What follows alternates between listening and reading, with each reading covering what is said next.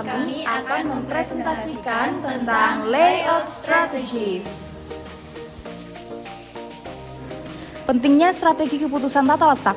Tata letak merupakan salah satu keputusan yang menentukan efisiensi operasi jangka panjang. Tata letak yang efektif dapat membantu organisasi untuk mencapai strategi yang mendukung diferensiasi, biaya rendah, atau respons. Desain tata letak harus mempertimbangkan cara mencapai hal-hal berikut. Yang pertama ada pemanfaatan ruang, peralatan, dan orang yang lebih tinggi. Yang kedua, ada peningkatan aliran informasi, material, dan orang. Yang ketiga, ada peningkatan interaksi pelanggan atau klien. Dan yang terakhir adalah fleksibilitas. Selanjutnya, tujuan dari strategi tata letak adalah untuk mengembangkan tata letak yang efektif dan efisien yang akan memenuhi persyaratan kompetitif perusahaan. Selanjutnya dapat kita lihat di sini ada jenis-jenis tata letak. Yang pertama ada office layout atau tata letak kantor. Tata letak kantor memerlukan pengelompokan pekerja, peralatan para pekerja, dan ruang untuk menyediakan kenyamanan, keamanan, serta pergerakan informasi. Perbedaan utama tata letak kantor adalah pentingnya aliran informasi. Ruang kerja dapat menginspirasi pertemuan informal dan produktif jika menyeimbangkan 3 aspek fisik dan sosial. Yang pertama adalah proximity atau kedekatan. Ruang secara alami harus menyatukan orang-orang. Yang kedua, privacy atau pribadi, yaitu orang harus dapat mengontrol akses ke percakapan mereka. Yang terakhir adalah permission atau izin, yaitu budaya hendaknya memberi sinyal bahwa interaksi non-pekerjaan didorong. Yang selanjutnya adalah tata letak retail. Nah, tujuan utama dari tata letak retail ini adalah untuk memaksimalkan keuntungan melalui paparan produk.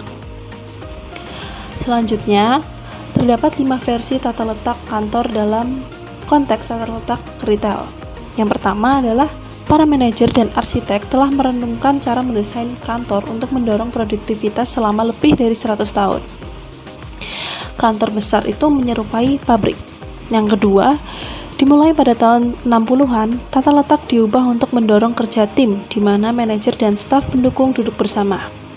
Yang ketiga, dengan komputer, pekerjaan yang lebih individual menjadi mungkin di era cube form, menjadi hal yang umum sepanjang tahun 80-an dan 90-an. Kantor yang penuh dengan bilik-bilik berdinding tinggi menawarkan lingkungan terbuka dan juga ruang kantor pribadi. Yang keempat, menjelang pergantian abad, perusahaan teknologi menciptakan kantor yang menyenangkan dengan mencari inovasi dan juga kreativitas. Dan yang terakhir, kata kunci saat ini adalah kebetulan dan kolaborasi, karena perusahaan merancang ruang kantor untuk menciptakan pertemuan antar karyawan. Yang selanjutnya adalah 5 ide yang mungkin berguna untuk menentukan penataan banyak toko. Yang pertama adalah tempatkan barang-barang yang banyak diminati di sekeliling toko. Yang kedua, gunakan lokasi yang menonjol untuk barang-barang yang memiliki nilai jual tinggi. Yang ketiga adalah membagikan apa yang dikenal dalam perdagangan sebagai barang-barang yang mungkin mendominasi perjalanan pembelian. Yang keempat, gunakan lokasi lorong ujung karena memiliki tingkat paparan yang sangat tinggi. Dan yang terakhir, sampaikan misi toko dengan memilih posisi departemen pengantar secara cermat. Yang selanjutnya adalah tata letak gudang dan juga penyimpanan. Tujuan utama dari tata letak gudang adalah untuk menemukan trade-off optimal antara biaya penanganan dan biaya yang terkait dengan ruang gudang. Oleh karena itu, tugas manajemen adalah memaksimalkan pemanfaatan seluruh gudang, yaitu memanfaatkan volume penuhnya sambil mempertahankan biaya penanganan material yang rendah. Kami mendefinisikan biaya penanganan material sebagai semua biaya yang terkait dengan transaksi. Yang ini terdiri dari transportasi masuk, penyimpanan, dan transportasi keluar dari bahan-bahan yang akan disimpan. Biaya ini juga termasuk peralatan, orang, bahan, pengawasan, asuransi, dan juga penyusutan. Yang selanjutnya ada stocking acak. Sistem identifikasi otomatis atau AIS biasanya dalam bentuk kode batang, memungkinkan identifikasi barang yang cepat dan akurat. Ketika sistem identifikasi otomatis digabungkan dengan sistem informasi manajemen yang efektif, manajer operasi mengetahui jumlah dan lokasi setiap unit. Informasi ini dapat digunakan dengan operator manusia atau dengan sistem penyimpanan dan pengambilan otomatis untuk membuat unit di mana saja di gudang secara acak. Yang selanjutnya ada penyesuaian. Menggunakan pergudangan untuk menambah nilai suatu produk melalui modifikasi komponen, perbaikan, pelabelan, dan juga pengemasan. Nah, yang selanjutnya ada tata letak posisi tetap. Merupakan suatu sistem yang membahas persyaratan tata letak proyek stasioner. Teknik untuk menangani tata letak posisi tetap rumit karena ada 3 faktor, yaitu yang pertama adalah terdapat keterbatasan ruang di hampir semua lokasi.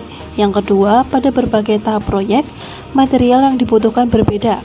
Maka dari itu, berbagai item menjadi penting seiring berjalannya proyek. Dan yang terakhir, volume material yang dibutuhkan bersifat dinamis. Misalnya, laju penggunaan panel baja untuk lambung kapal yang berubah seiring berjalannya proyek. Selanjutnya, saya akan menjelaskan tentang tata letak berorientasi proses. Tata letak berorientasi proses menangani produksi bervolume rendah dan beraneka ragam, di mana mesin-mesin dan peralatan-peralatan serupa dikelompokkan bersamaan. Tata letak berorientasi proses dapat menangani berbagai macam produk atau layanan secara bersamaan. Ini adalah cara tradisional untuk mendukung strategi diferensiasi suatu produk. Cara ini paling efisien saat membuat produk dengan persyaratan yang berbeda atau saat menangani pelanggan, pasien atau klien dengan kebutuhan yang berbeda. Keuntungan dari tata letak berorientasi proses adalah fleksibilitasnya dalam penugasan, peralatan, dan tenaga kerja. Misalnya, ada salah satu kerusakan mesin, maka itu tidak perlu menghentikan seluruh prosesnya. Pekerjaan dapat dipindahkan ke mesin lain di departemen tersebut. Tata letak berorientasi proses juga sangat baik untuk menangani pembuatan komponen dalam jumlah kecil atau besar dan untuk produksi berbagai macam komponen dalam berbagai ukuran dan bentuk. Selanjutnya, kerugian dari tata letak berorientasi proses berasal dari penggunaan peralatan untuk keperluan umum. Pesanan memerlukan waktu yang lebih lama untuk bergerak melalui sistem karena penjadwalan yang sulit, pengaturan yang berubah-ubah, dan penanganan material yang unik. Selain itu, peralatan untuk keperluan umum memerlukan keterampilan tenaga kerja yang tinggi dan persediaan barang dalam proses lebih tinggi karena ketidakseimbangan dalam proses produksi. Kebutuhan keterampilan tenaga kerja yang tinggi juga memerlukan tingkat pelatihan dan pengalaman yang dibutuhkan, dan tingkat barang dalam proses yang tinggi meningkatkan investasi modal. Merancangkan tata letak proses. Saat merancangkan tata letak proses, taktik yang paling umum adalah mengatur departemen atau pusat kerja sedemikian rupa untuk meminimalkan biaya penanganan material. Dengan kata lain, departemen dengan aliran komponen atau orang yang besar di antara keduanya harus ditempatkan bersebelahan. Biaya penanganan material dalam pendekatan ini bergantung pada yang pertama, jumlah muatan atau orang yang akan dipindahkan antar dua departemen selama periode waktu tertentu, dan yang kedua, biaya terkait jarak untuk memindahkan muatan atau orang antar departemen.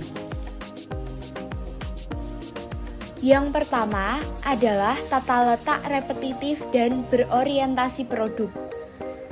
Tata letak repetitif dan berorientasi produk adalah jenis tata letak pabrik yang dirancang khusus untuk produksi massal dengan volume tinggi dan variasi produk yang rendah.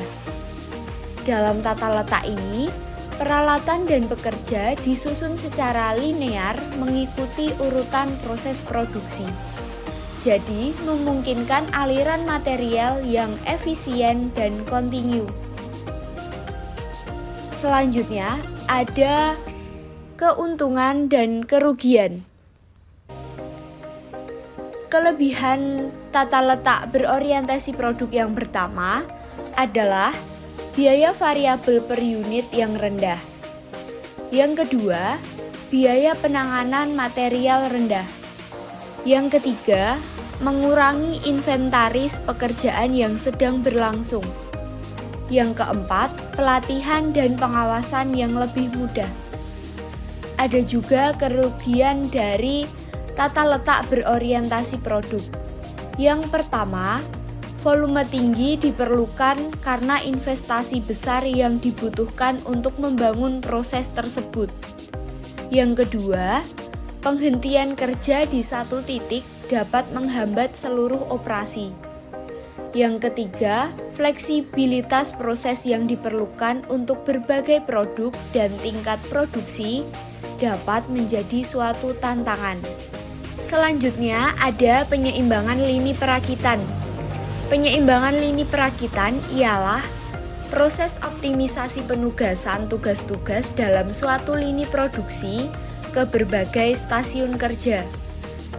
Tujuan utama dari penyeimbangan ini adalah untuk meminimalkan waktu menganggur pada setiap stasiun kerja serta memaksimalkan output produksi. Dengan kata lain, setiap stasiun kerja diharapkan memiliki beban kerja yang seimbang sehingga tidak ada stasiun yang terlalu sibuk atau terlalu santai. Selanjutnya, ada cara pengelompokan tugas ke dalam stasiun kerja. Cara pengelompokan yang pertama yaitu waktu siklus. Waktu siklus yaitu waktu produksi tersedia per hari dibagi unit yang dibutuhkan per hari. Yang kedua, ada jumlah minimum stasiun kerja. Caranya, waktu pembuatan produk dibagi dengan waktu siklus. Dan cara yang ketiga yaitu keseimbangan yang efisien. Caranya, total waktu tugas dibagi jumlah stasiun kerja dikali waktu siklus yang ditetapkan.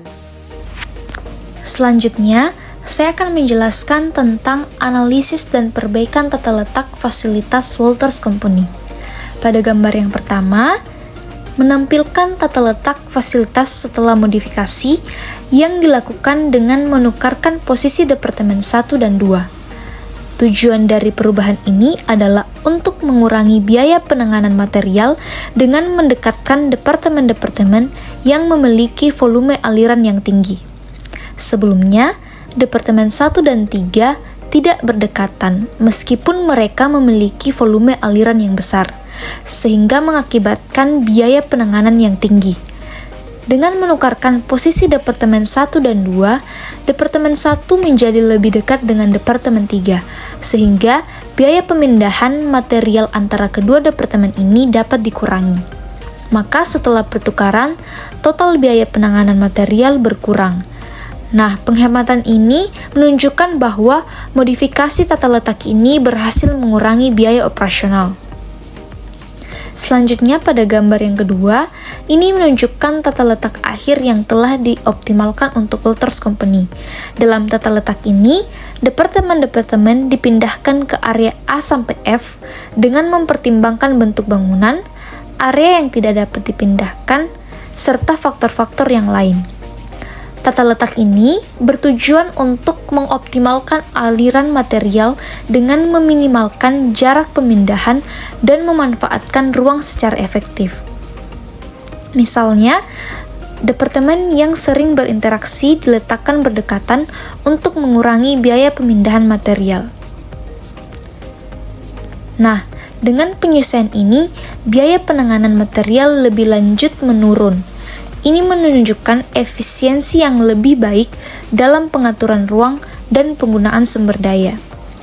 Tata letak yang dioptimalkan ini juga memastikan bahwa semua area yang tidak dapat dipindahkan diperhitungkan, sehingga menghasilkan tata letak yang praktis dan berfungsi baik dalam konteks fisik fasilitas.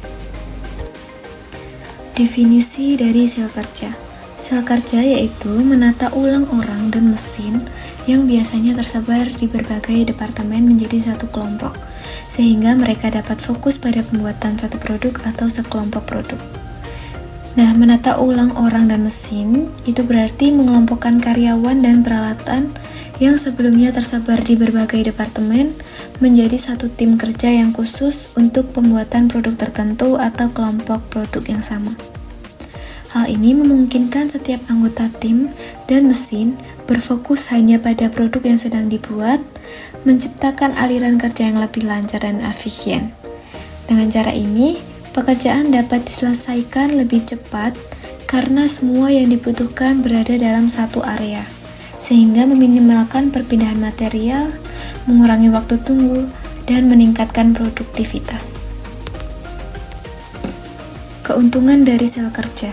Yang pertama, mengurangi inventaris pekerjaan yang sedang berlangsung. Aliran kerja yang mengalirkan satu bagian antar mesin secara langsung mengurangi jumlah pekerjaan yang sedang berlangsung, sehingga tidak ada penumpukan pekerjaan di antara mesin. Yang kedua, menghemat ruang lantai. Karena mesin ditempatkan lebih dekat satu sama lain, kebutuhan akan ruang menjadi lebih sedikit, sehingga ruangan pabrik lebih efisien. Yang ketiga, mengurangi persediaan. Pergerakan material yang cepat dari satu mesin ke mesin lain mengurangi jumlah bahan baku yang perlu disimpan dan mempercepat proses menjadi produk jadi. Yang keempat, mengurangi biaya tenaga kerja langsung. Dengan komunikasi yang lebih baik dan aliran material yang lebih efisien, proses menjadi lebih cepat dan tenaga kerja bisa digunakan dengan lebih efektif, sehingga biaya untuk tenaga kerja berkurang. Yang kelima, ada meningkatkan partisipasi karyawan. Dalam sel kerja, karyawan lebih terlibat dan bertanggung jawab atas kualitas produk yang dihasilkan, sehingga mereka lebih aktif dan termotivasi. Yang keenam, meningkatkan pemanfaatan peralatan. Karena material bergerak lebih cepat dan penjadwalan pekerjaan lebih baik, mesin digunakan secara optimal, sehingga waktu mesin tidak banyak terbuang. Dan yang terakhir, yaitu ketujuh, pengurangan investasi pada mesin. Karena mesin yang dimanfaatkan lebih baik, perusahaan tidak perlu membeli banyak mesin atau alat baru, sehingga menghemat biaya investasi. Persyaratan sel kerja. Yang pertama, mengidentifikasi kelompok produk. Langkah pertama adalah mengelompokkan produk yang mirip, seringkali menggunakan kode teknologi kelompok atau sistem serupa, agar produk yang dibuat dalam sel memiliki karakteristik yang sama, sehingga proses produksi bisa lebih efisien. Yang kedua, pelatihan, fleksibilitas, dan pemberdayaan karyawan tingkat tinggi. Karyawan dalam sel kerja perlu memiliki pelatihan yang baik, mampu bekerja secara fleksibel dalam berbagai tugas, serta diberdayakan untuk mengambil keputusan cepat terkait produksi dan kualitas. Yang ketiga, mandiri dengan peralatan dan sumber dayanya sendiri.